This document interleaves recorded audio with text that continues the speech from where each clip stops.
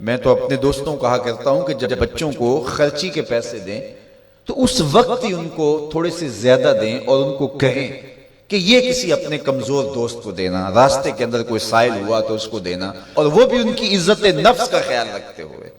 یہ جو نمائش کا جذبہ پیدا ہو گیا اور یہ جو سیلفی کا زمانہ آیا، اور اس نے تو رہی صحیح کسر ہی نکال دی۔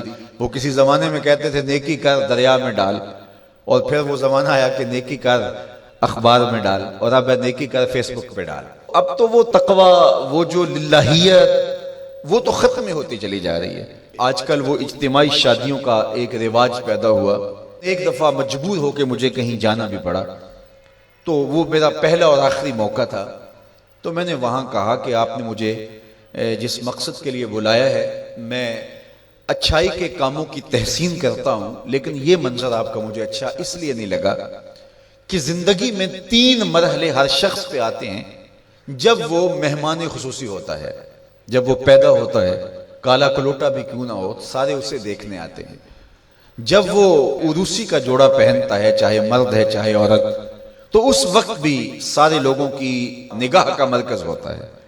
اور تیسرا، جب سفید کفن اوڑھ کے آخری منزل کی طرف چلتا ہے تو سارا شہر کہتا ہے چلو اس کا منہ دیکھائیں۔ بلکہ اس کا یہ پروٹوکول ہے کہ امام کعبہ بھی ہو تو وہ پیچھے کھڑا ہوگا، اس کے جنازے کو آگے رکھا جائے گا۔ یہ اس کا اعزاز ہے، یہ اس کی تکریم ہے۔ وقت کا غوث بھی ہو تو وہ بھی پیچھے کھڑا ہوگا، اس کا جنازہ آگے رکھا جائے گا، یہ اس کا اعزاز ہے۔ تو میں نے کہا یہ 3 موقع ہوتے ہیں کسی کمزور سے کمزور، غریب سے غریب، عاجز سے عاجز شخص کے لیے بھی عزت کے، اور آج آپ نے ان سے یہ موقع بھی چھین لیا کہ اسٹیج کے اوپر مخیر حضرات بیٹھے ہیں، اور ایک قطار میں بیٹیاں بیٹھی ہیں، اور ایک قطار میں جو ہے وہ دلہے بیٹھے ہیں، اور ان سب کے رشتہ دار سامنے، باراتی 20-20 40-40 لوگ آئے ہوئے ہیں۔ تو ان سب کی غربت کا ہم عملاً مذاق اڑا رہے ہیں۔ آج یہاں میں کسی کے چہرے کے اوپر خوشی نہیں دیکھ رہا۔ اگر مسکراہٹ ہے تو وہ مصنوعی مسکراہٹ ہے۔ کاش کہ ان کے ماں باپ کے گھروں میں جا کر کے تنہائی کے اندر ان کی مدد کرتے، اور یہ بیٹیاں اپنے گھر سے نکلتی اور ماجرا ہوتا۔ اب ان کی غربت کا گواہ آپ نے کتنے لوگوں کو بنایا، اور صرف اپنے اشتہار کے لیے۔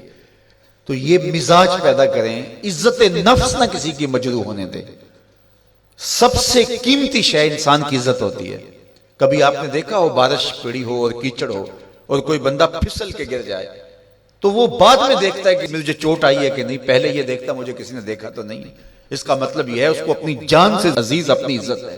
تو مت کسی کی عزت پہ انگلی اٹھائیں، مت کسی کی تذلیل کا سبب بنے، مت کسی کی رسوائی کا ذریعہ بنے۔ لوگوں کو عزت دیں۔ جب تک غلامی موجود رہی، حضور نے فرمایا کہ جو خود کھاتے اسے کھلاؤ، جو خود پہنتے اسے پہناؤ، وہ تمہارے بھائی لگتے ہیں، ان کے ساتھ حسن سلوک کرو۔ جبکہ وہ آقا کا جوتا بغیر اذن کے چھو لیتے تھے تو آقا اس پہ بھی کوڑے مارتا تھا، لیکن میرے حضور علیہ السلام معراج سے واپس پلٹتے اور کہا بلال تو کون سا نیک عمل کرتا ہے، میں نے جنت میں تیرے قدموں کی آہٹ سنی ہے۔ کیا خیال ہے، ایک جملے نے دور غلامی کی ساری تھکن اتار نہیں دی ہوگی، اور غلام فرش اٹھ کے فراز عرش پہ نہیں پہنچ گیا ہوگا؟ یہ عزت دی ہے۔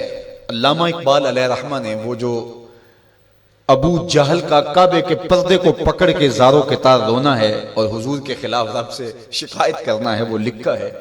تو اس میں جو شکایتیں لگاتا ہے ابو جہل کعبے کے غلاف کو پکڑ کے، تو اس میں ایک شکایت یہ لگاتا ہے کہ از محمد سینہ ما زار زار، ہمارا سینہ بڑا دکھی ہو گیا ہے، اس شخص نے تو ہمارے نظم کو خراب کر دیا ہے۔ با غلام خیش بر یکخان نشست، یہ جو دین لے کر آیا ہے اس دین کے اندر یہ سبق ہے کہ غلام اور آقا ایک دسترخوان پہ بیٹھیں گے، اور اگر غلام اور آقا ایک دسترخوان پہ بیٹھ جاتے ہیں تو پھر کہاں گیا ہمارا قریش کا سردار ہونا؟ تو یہ تو ہمارا سب سسٹم تلپٹ ہو جائے گا۔